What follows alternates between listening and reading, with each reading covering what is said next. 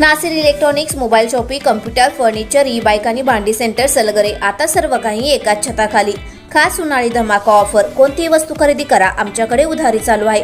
फक्त 999 रुपये आधार पे उधार. एलईडी टीव्हीवर 3999चा मिक्सर फ्री. मोबाईल खरेदीवर 1999चा ब्लूटूथ हेडफोन फ्री. फ्रीज खरेदीवर 3999चा मिक्सर फ्री. फर्निचर खरेदीवर 1999ची इस्त्री फ्री. जुना मोबाईल, टीव्ही, फ्रीज आणून द्या, नवीन घेऊन जा. Exchange offer. लग्न समारंभासाठी लागणारी सर्व प्रकारची भांडी, furniture, sofa set, LED TV, fridge, washing machine खरेदीवर 20% सूट. यासह अन्य ऑफरसाठी एक वेळ अवश्य भेट द्या. प्रत्येक बातमीतील घटनेच्या वास्तविकतेची तुलना थेट पाहत रहा सांगली अपडेट. सांगलीत काँग्रेसमध्ये कार्यकर्ते आक्रमक. कार्यालयावरील काँग्रेस शब्दच हटवला. सांगलीत काँग्रेसची डोकेदुखी आता जास्त वाढण्याची चिन्ह आहेत. कारण तशा घडामोडी आता काँग्रेसमध्ये घडत आहेत. महाविकास आघाडीत सांगलीची जागा शिवसेना ठाकरे गटाला देण्यात आल्याने काँग्रेस कार्यकर्त्यांमध्ये प्रचंड रोष निर्माण झाला आहे. सांगली जिल्ह्यातील काँग्रेस कार्यकर्ते आता चांगलेच आक्रमक झालेले बघायला मिळत आहेत.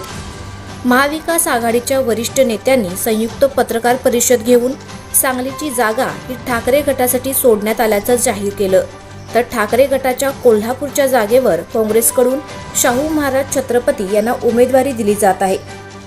त्यामुळे या दोन जागांची अदलाबदल झाल्याची निश्चित करण्यात आल्याचं जाहीर करण्यात आलं. असं असलं तरीही सांगलीतील काँग्रेस नेते आणि कार्यकर्ते ऐकून घेण्याच्या मनस्थितीत नाहीत. काँग्रेस आमदार विश्वजित कदम यांनी नुकतंच सांगली जिल्ह्याच्या सर्व नेते आणि पदाधिकाऱ्यांसोबत पत्रकार परिषद घेतली. या पत्रकार परिषदेत त्यांनी मवी आत सांगलीची जागा ठाकरे गटासाठी सोडणं हा निर्णय आपल्याला पचनी पडलेला नाही असं म्हटलं. यानंतर आज सांगलीत मोठ्या हालचाली घडताना दिसत आहेत. सांगलीच्या जागेसाठी काँग्रेस आधीपासून आग्रही होते. यासाठी आमदार विश्वजित कदम दिल्लीत पक्षश्रेष्ठींकडे जाऊन आले. यानंतर पक्षाकडून विशाल पाटील यांना तयारी करण्याची सूचना देण्यात आली. पण यानंतर महाविकास आघाडीकडून अधिकृतपणे ठाकरे गटाचे चंद्रहार पाटील हेच मवी आजचे अधिकृत उमेदवार असतील असं जाहीर करण्यात आलं. काँग्रेस कार्यकर्ते आक्रमक. महाविकास आघाडीच्या नेत्यांच्या या निर्णयाने सांगली जिल्ह्यातील काँग्रेस नेते, पदाधिकारी आणि कार्यकर्त्यांमध्ये मोठा रोष निर्माण झाला आहे. कार्यकर्ते इतके आक्रमक झाले आहेत की त्यांनी सांगलीतील काँग्रेस भवनच्या इमारतीवरील काँग्रेस या शब्दाला कलर लावत काँग्रेस शब्द पुसला आहे. सांगली जिल्हा काँग्रेस कमिटी असं काँग्रेस भवनाच्या इमारतीवर उल्लेख होता. कार्यकर्त्यांनी चिडून काँग्रेस शब्द पुसून टाकला आहे. काँग्रेस पक्षाचे कार्यकर्ते प्रचंड आक्रमक होताना दिसत आहेत. कवटेमंकाळ, मिरज तालुक्याच्या कार्यकर्त्यांनी थेट राजीनामा देण्यास सुरुवात केली आहे. मिरज तालुक्याची काँग्रेसची कमिटी बरखास्त करण्यात आली आहे. काँग्रेसचे नेते विशाल पाटील यांच्या कार्यालयाजवळ ही बैठक बोलवण्यात आली होती. या बैठकीत आक्रमक झालेल्या कार्यकर्त्यांनी कमिटी बरखास्त करण्याचा निर्णय घेतला. तसेच बैठकीतून बाहेर आल्यानंतर आक्रमक कार्यकर्त्यांनी जिल्हा काँग्रेस कमिटीच्या बोर्डावरील काँग्रेस हा शब्द पुसून टाकला आहे. सांगली जिल्ह्यात काँग्रेसचं नाव घ्यायचं नाही अशी भूमिका आता काँग्रेस कार्यकर्ते घेत आहेत. माझं नाव रणजित देसाई. आज मिरज तालुका काँग्रेस कार्यकर्त्यांची या ठिकाणी मीटिंग बोलवलेली होती.